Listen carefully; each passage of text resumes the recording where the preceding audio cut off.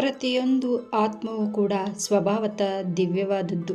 ಅಂತರಾಳದಲ್ಲಿರುವ ಈ ದಿವ್ಯತೆಯನ್ನು ಬಾಹ್ಯ ಮತ್ತು ಆಂತರಿಕ ಪ್ರಕೃತಿಗಳ ನಿಗ್ರಹದಿಂದ ವ್ಯಕ್ತ ಮಾಡುವುದೇ ಜೀವನದ ಗುರಿ. ಇದನ್ನು ಕರ್ಮ, ಭಕ್ತಿ, ಜ್ಞಾನ, ಯೋಗ ಇವುಗಳಲ್ಲಿ ಯಾವುದಾದರೂ ಒಂದರ ಮೂಲಕವಾಗಲಿ ಅಥವಾ ಎಲ್ಲ ಮಾರ್ಗಗಳ ಮೂಲಕವಾಗಲಿ ಸಾಧಿಸಿ ಮುಕ್ತರಾಗಿ. ಒಂದು ಆದರ್ಶಕ್ಕಾಗಿ ಬಾಳಿ, ಅದೊಂದೇ ಆದರ್ಶವಿರಲಿ. ನಿಮ್ಮ ಜೀವನದಲ್ಲಿ ಆದರ್ಶದ ಮೇಲಿನ ಆಸೆ ಅದೆಷ್ಟು ಉತ್ಕಟ ಮತ್ತು ತೀವ್ರವಾಗಿರಬೇಕೆಂದರೆ ಮನಸ್ಸಿನಲ್ಲಿ ಮತ್ತಾವುದಕ್ಕೂ ಎಡೆ ಇರದಿರಬೇಕು, ಮತ್ತಾವುದನ್ನು ಚಿಂತಿಸುವುದಕ್ಕೆ ಸಮಯವಿರಬಾರದು. ನೀವು ಅಮೃತ ಸ್ವರೂಪಿಯಾದ ಭಗವಂತನ ಸಂತಾನ, ಆ ಅಮೃತಾನಂದದ ಪಾಲುದಾರರು, ಪರಿಶುದ್ಧರು, ಪರಿಪೂರ್ಣರು.